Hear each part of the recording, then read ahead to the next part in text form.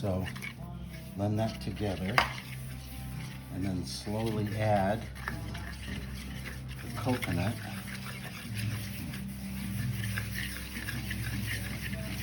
It says to avoid any lumps, and it feels like all I have are lumps, but you keep doing it. Yeah, just keep at it. Just gotta keep at it. That's all you can do. Now, I'm gonna That continue. looks a little better now. But watch, I still have a little bit more to add, and now this is Oh, all the shit. pure coconut. Look at that. Is it supposed to come out like that? Well, the thing is, it's separated in the can. He didn't have anything to say about that, huh? It had nothing. It left it up to me, and you know how good I do, how well I do when They everything. should have told the people to like mix the coconut milk before. That was pretty good. That actually does look pretty good.